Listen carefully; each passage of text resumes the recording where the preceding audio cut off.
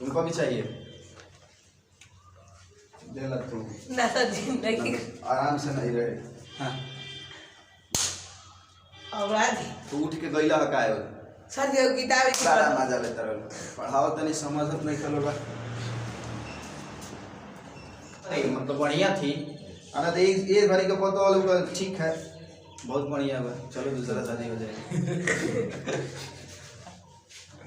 ये क्या कह रहा है कि जो भादो वाली रात होती है ना भादो वाली रात उसमें तो समझ में करता है कितना ठंडी रहता है रजाई में से बाहर निकलने को मन नहीं करता है। अगर दरवाजा तुम जगे हो अगर कोई बात करे दरवाजा खोल अंदर घुसना है तो तू जागा होगा तो अभी नहीं बोलेगा कि ये उठ के दरवाजा खोले दे। ठंडिया में ऐसा होता है।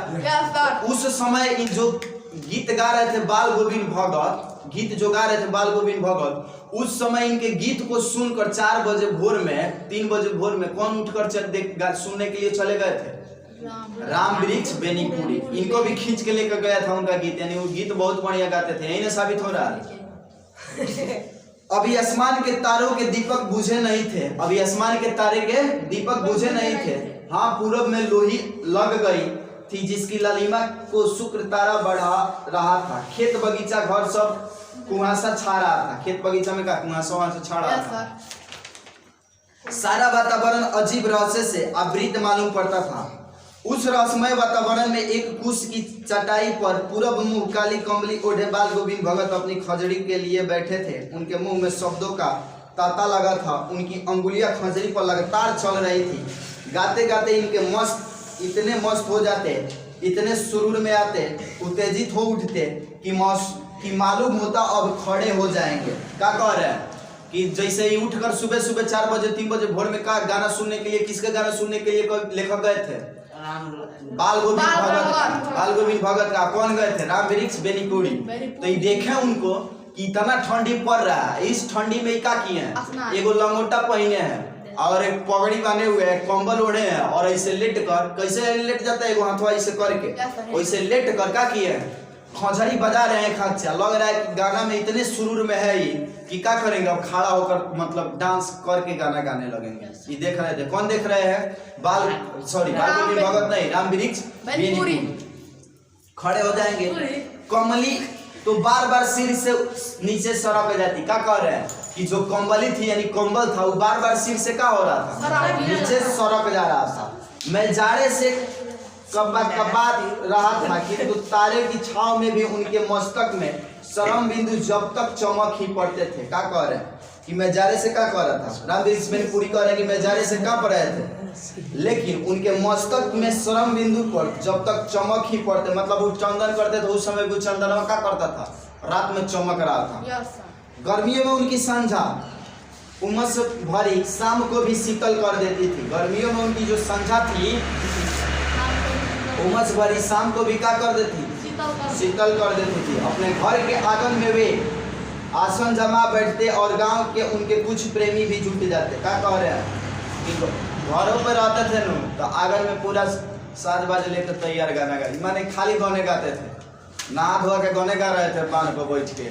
अब आंगनों में आएंगे तो क्या करेंगे? गाने गाएंगे। शाम हो भोर हो और गाना जब गाते थे ना तो अगल बगल के जो प्रेमी थे अगल बगल के प्रेमी अब दूसरा प्रेमी मत समझना। कौन प्रेमी समझ रहा है? गाना। जैसे तू सब किसका गाना सुनता है? जैसे जबिल नटियाल हो गया और पी पड़ा के गाना है और जैसे हनी सिंह ये सब का प्रेमी है ना तू गाना सुनने का तो तुम लोग को बोला जाएगा क्या कि प्रेमी है किनके? हनी सिंह का जबिल नटियाल का। तो वैसा ही इनके प्रेमी भी थे गाना सुनने वाले। तो जब यागन में गाना गाते थे ना तो जितना इनको चाहने वाले थे इनके गाना का जो फैन थे वो क्या होते थे? बिटोरा जाते थे। चुपचाप नहीं रहेगा। खजड़ियों और करतालों की भरमार हो जाती। एक पद बाल गोविंद भगत कह जाते। उनकी प्रेम मंडली उसे दुहराती तिहराती। जैसे अठराम गाते सुना है? अठरामा एक बार हरे राम कोई गा देता जो अगल बगल में वो हरे राम को दुहराता। तो वैसा ही जब बाल गोविंद भगत आगानवा में गाना गाते थे हटो हटो ऐसे शांत नहीं बैठता है। बैठो आराम से।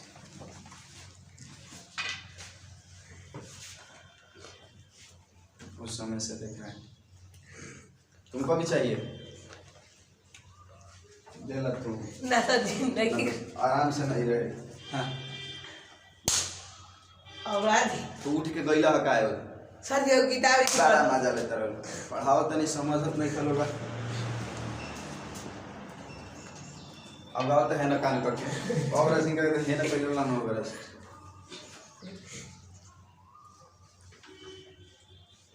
कहाँ थे गड़बड़वा दिया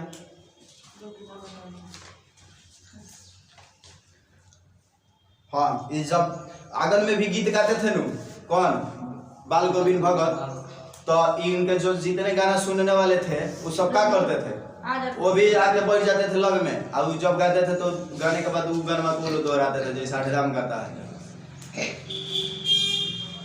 कह रहे कि धीरे धीरे स्वर ऊंचा होने लगता है एक निश्चित ताल क्या कह रहे जिसके ना व्यास लोग गाता है धीरे धीरे गाते एक बार जो से टान के गाएगा वैसे ही स्वर मतलब ऊंचा होने लगता था एक निश्चित गति से उस ताल स्वर के चढ़ाव के साथ श्रोताओं के मन भी ऊपर उठने लगते धीरे धीरे मन तन पर भी हावी हो जाता होते होते एक क्षण ऐसा आता कि बीच में खंजरी के लिए बाल गोविंद भगत नाच रहे हैं क्या कह रहे हैं कि गाना गाते गाते क्या हुआ देखा है व्यास सब गाना गाते गाते रहता है और झाला लेकर खड़ा होकर वो सब नाचने लगता है ना बजाते कब ठेउन धीरे धीरे बैठ के बजाएगा कब ठेउनिया जाएगा और खड़ा होकर नाचना तो वैसा ही बाल गोविंद भगत क्या करते थे गाते गाते वो भी नाचने लगते थे और उनके साथ सबके तन और मन नृत्यशील हो उठे सारा आंगन नृत्य और संगीत के ओतप्रोत है मतलब जितना आंगन में लोग घुसे ना पूरा नाच वोच गान बाजा पूरा माने हमेशा ये सब चलता था उनके आंगन में बाल गोविंद भगत की संगीत साधना का चरम उत्कर्ष उस दिन देखा गया जिस दिन उनका बेटा मरा ये का है बाल गोविंद भगत की संगीत साधना का चरम उत्कर्ष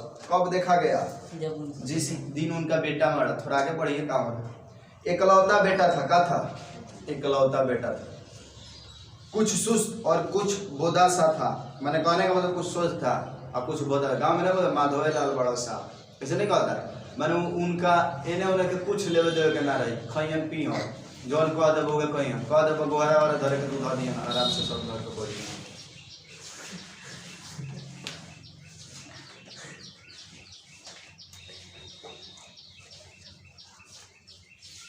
कह रहा है कि जो बाल गोविंद का इकलौता बेटा था वो क्या था थोड़ा सुस्त और क्या था मतलब मंद बुद्धि टाइप के था किंतु इसी कारण बाल गोविंद भगत उसे और भी मानते थे जो सीधा लोग होते हैं ना वो बुद्धू नहीं वो सीधा था मतलब छल कपट उसके अंदर कुछ नहीं था जो कहिएगा वो कह देगा मतलब कर देगा तो इसी कारण बाल गोविंद भगत उसे काम करते थे और मानते थे बेटा है उनका तो मन पे करेंगे उनकी समझ में ऐसे आदमियों पर ही ज्यादा नजर रखनी चाहिए या प्यार करना चाहिए क्योंकि ये निगरानी और मोहब्बत के ज्यादा हकदार होते हैं बड़ी साध से उसकी शादी कराई थी काश बाल गोविंद भगत के अनुसार वैसे ही लोगों को मानना चाहिए वैसे ही लोगों से प्रेम करना चाहिए जो सीधा हो और दिल के अच्छे हो उनके अनुसार पोतोहू बड़ी ही उनकी शादी भी किसकी शादी हो गई थी बाल गोविंद भगत के लड़का जो था उसका शादी भी हो गई थी पोतोहू बड़ी ही सुभग और सुशील मिली थी पतो जो थी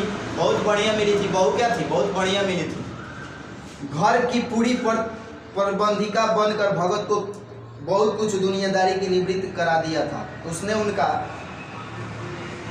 बेटा बीमार है इसकी खबर रखने की लोगों को कहाँ फुर्सत किंतु मौत तो अपनी ओर सबका ध्यान खींचकर ही रहती है क्या कह रहे हैं गाँव में देखिएगा गाँव में अगर 10 दिन से कोई बीमार होगा ना तो किसी को पता नहीं चलेगा कि वो बीमार है कि उसके घर का हो रहा है का मतलब का हो रहा है लेकिन जब मर जाएगा ना तो सब कोई देखने के लिए आ जाता है होता है ऐसा तो ये कह रहा है कि गांव में तो किसी को खबर नहीं थी कि बाल गोविंद भगत का बेटा का है बीमार रह रहा है लेकिन मरा तो सब कोई आ गए जान गए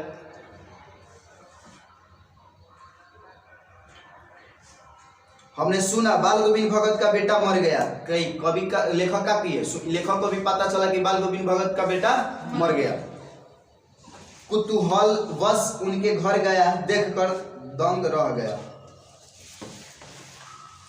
दंग काहे रह जाता बेटे को आंगन में एक चटाई पर लिटाकर सफेद कपड़े से ढका रखा है वह कुछ फूल तो हमेशा ही रोपते रहते हैं उन फूलों में से कुछ तोड़कर उनके उस पर बिखरा रखे हैं क्या करेंगे बाल गोविंद भगत वो आंगन में अपना फूल रोपे रहते थे जब बेटा मर गया है तो उसको सफेद कपड़ा उड़ा के और उस कपड़ा के ऊपर क्या कर दिया उन्होंने फूलों को चढ़ा दिए हैं फूल और तुलसी दल भी मतलब फूल और तुलसी भी चढ़ाए थे सिरहाने एक चिराग जला रखा है। सिरहाने क्या रखा है? एक चिराग। लाश के सिरहाने चिराग ही जलता है, एक दिया जलता है। और उसके सामने जमीन पर एक आसान जमाए गीत गाए चले जा रहे हैं। वहीं पुराना स्वर, वहीं पुरानी तल्लीनता। घर में पोतोहू रो रही है, जिसे गांव की स्त्रियां चुप कराने की कोशिश कर रही है, किंतु बाल गोविंद भगत गाए जा रहे हैं। देखो, घर में इनके बेटे मरे हैं, घर की स्त्री इनके पोतों को चुप कराने में लगी हुई है, लेकिन बाल गोविंद भगत का गीत गाते जा रहे हैं। अभी नहीं, कौन सा गीत गाएंगे उस समय? खुशी भरी वाला गीत नहीं, दुखे वाला गीत गाएंगे। गीत गाते जा रहे हैं, जिसे गांव की स्त्रियां, हाँ ये तो बोलिए दिए, और उसे रोने के बदले उत्सव मनाने को कहते हैं। क्या कह रहे हैं बाल गोविंद भगत? रोने के बदले उत्सव मनाने को कह रहे हैं। अब पता ना क्यों, आगे पता चलेगा। आत्मा परमात्मा के पास चली गई। क्या कह रहे हैं बाल गोविंद भगत? खुश होना चाहिए। जो आत्मा होती है वो परमात्मा भगवान के पास चली गई तो क्या होना चाहिए? खुश होना चाहिए। बिरहिनी अपने प्रेमी से जा मिली। क्या कह रहे हैं बाल गोविंद भगत? बिरहनी अपने प्रेमी से जा मिली। माने कहने का मतलब है कि आत्मा जाकर परमात्मा से मिल गई तो बिरहनी अपने का प्रेमी से जाकर मिल गई। भला इससे बढ़कर आनंद की कौन बात? भला इससे बढ़कर आनंद की कौन सा बात? बाल गोविंद भगत करे। मैं कभी कभी सोचता यह पागल तो नहीं हो गए। कौन सोच रहा है? अब देखो, बेटा मरा है, अब कह रहे कि इसमें रोने की क्या बात है? खुशी मनाना चाहिए। आत्मा परमात्मा से मिल गई तो कभी लेखक का सोच रहा है? मुझको लग रहा है कि पागल आ गए। अब मान लो कि इसका बेटा मरा, गाँव में उनका कौन बात ना, मर गया तो मर जाने दो, इसमें खुशी मनाना चाहिए। ये सब होते रहता है तो कोई नहीं कहेगा पागल आ गया है कादू, ऐसा बोलेगा। तो ऐसा ही लेखक सोच रहा है कि लग रहा है कि पागल आ गए हैं कादू, किंतु नहीं, वह जो कुछ कह रहे थे उसमें उनका विश्वास बोल रहा था। क्या कह रहे हैं कि वो जो कुछ कह रहे थे उसमें उनका विश्वास बोल रहा था। वह चरम विश्वास हो जो हमेशा मृत्यु पर विजयी होता आया है। वह चरम विश्वास जो हमेशा मृत्यु पर विजयी होते आया है। बेटे की क्रियाक्रम में तुल नहीं किया, पतोहू से ही आग दिलाई उसकी, किंतु जब ही श्राद्ध की अवधि पूरी हो गई, पतोहू के भाई को बुलाकर उसके साथ कर दिया यह आदेश देते हुए कि इसकी दूसरी शादी करा देना। श्राद्ध और बीत गया तो क्या किए? बाल गोविंद भगत की जो पतोह थी, बहू थी, उसके बहू के भाई को बुलाकर उसके मतलब आदेश के अनुसार बोल दिया कि ले जाइए, इसको शादी करा दीजिएगा दूसरा। अब मान लीजिए गाँव में सब नहीं होता है, नया नया शादी हुआ होगा, लड़का वड़का नहीं है, अब पति मर गया तो रह के क्या करेगी? तो उसको या तो दूसरे से शादी करा दिया जाता है, नहीं तो भेज दिया जाता है, फिर से दूसरा शादी होगा उसका। तो वैसा ही क्या किए बाल गोविंद भगत भी, बुलाए उसके भाई को, कह रहे हैं कि ले जाइए, इसका दूसरा शादी करा दीजिएगा। इधर पतोहू रो रो कर कहती मैं चली जाऊंगी तो बुढ़ापे में कौन आपके लिए भोजन बनाएगा? पतोहू क्या कह रही है कि अगर मैं चली जाऊंगी तो आप तो अकेले हो जाएगा, बुढ़ापे में भोजन कौन बनाकर खिलाएगा आपको? बीमार पड़े तो कौन एक चुल्लू पानी भी देगा? पतोह क्या करे? मतलब बढ़िया थी, आना तो एक घड़ी का पतोह वालों ठीक है, बहुत बढ़िया हुआ, चलो दूसरा शादी हो जाएगा।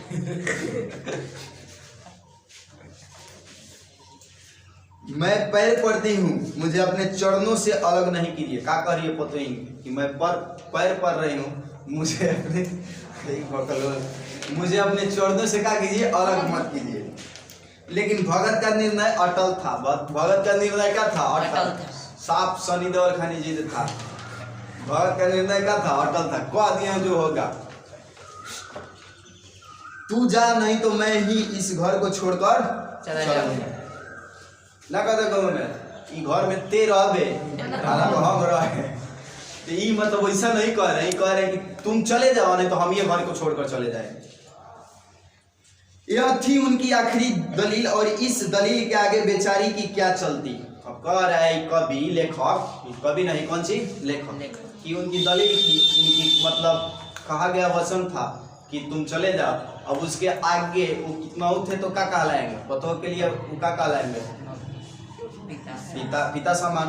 तो अब क्या करते उसमें जब वो बोल दिया है। बाल गोविंद भगत की मौत उनकी अनुरूप हुई। बाल गोविंद भगत की मौत उन्हीं के अनुरूप हुई। वो हर वर्ष गंगा स्नान करने जाते। क्या करते थे बाल गोविंद भगत? हर वर्ष गंगा स्नान करने जाते। यहाँ अगर कह दिया जाए कि तुम लोग गंगा स्नान करने जाओ तो कहाँ गंगा स्नान करने जाएगा? पटना। बार डुमरियो तो हो जाएगा कि नहीं? डुमरियो गंगा जी जाती है, नहाने जाता नहीं गंगा स्नान। जाके एक बार एक दुबकिया मार दी हेलो और नहीं मत रह जाइए हेलो।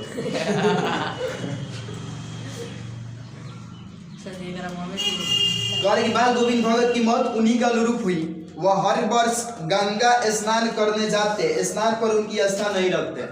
जितना सत समागम और लोक दर्शन पर पैदल ही जाते। करीब 30 कोस पर गंगा थी। करीब कितना कोस पर गंगा थी? 30 कोस। साधु को संबल लेने का क्या हक? साधु को संबल लेने का क्या हक?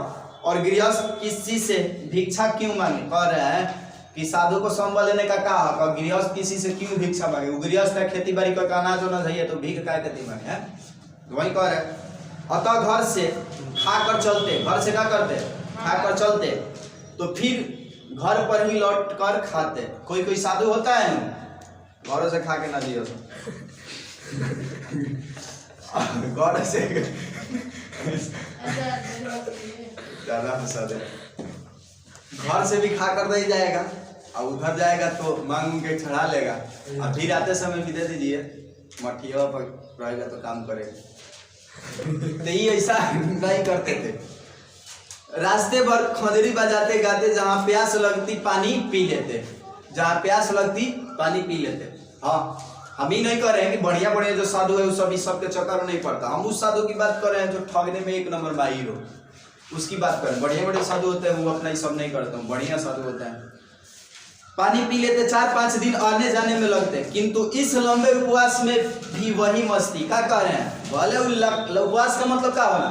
बिना खाए पिए। भाई इंग्लिश में सब बोलता है, लड़कियां सब आएगी चाहे लड़का सर आज फास्टिंग है, आई नहीं कर आज भूखल बानी नहीं कर। आज छठ जो कर रही सब मम्मी आज फास्टिंग है, क्या बोलती? मैंने उपवास है, ऐसे बोलता है लोग।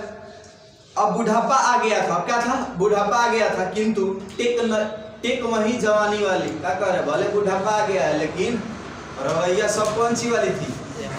जवानी वाली थी। इस बार लौटे तो तबीयत कुछ सुस्त थी। इस बार लौटे तो क्या था? तबीयत थोड़ा सुस्त, माने बढ़िया था थोड़ा बहुत। खाने पीने के बाद भी तबीयत नहीं सुधरी। सुस्त का मतलब हुआ कि इसका मतलब तबीयत थोड़ा था खराब। खाने पीने के बाद भी तबीयत क्या हुई? नहीं सुधरी। किसी समय जैसे बहुत बार गंगा स्नान करने जाते थे, गंगा नहाने, बहुत बार क्या करने जाते थे? गंगा नहाने जाते थे। लेकिन एक बार गए ना गंगा नहाने तो क्या हुआ? उस समय इनका तबीयत थोड़ा डाउन हो गया था। आए खाए पिए तो भी तबीयत नहीं ठीक हुआ। नहीं होता है कि मान लो कि तुम मेरा सब गया दूर पैदल चल दिया, ठीक है तबीयत खराब हो गया तो खाएंगे पिएंगे सुतेंगे तो ठीक हो जाएगा। लेकिन ऐसा ही किए ना तो नहीं होगा। थोड़ा बुखार आने लगा। क्या हुआ? थोड़ा बुखार आने लगा। किंतु नेम व्रत तो छोड़ने वाले नहीं थे। क्या करेगी? माने व्रत छोड़ने वाले नहीं थे।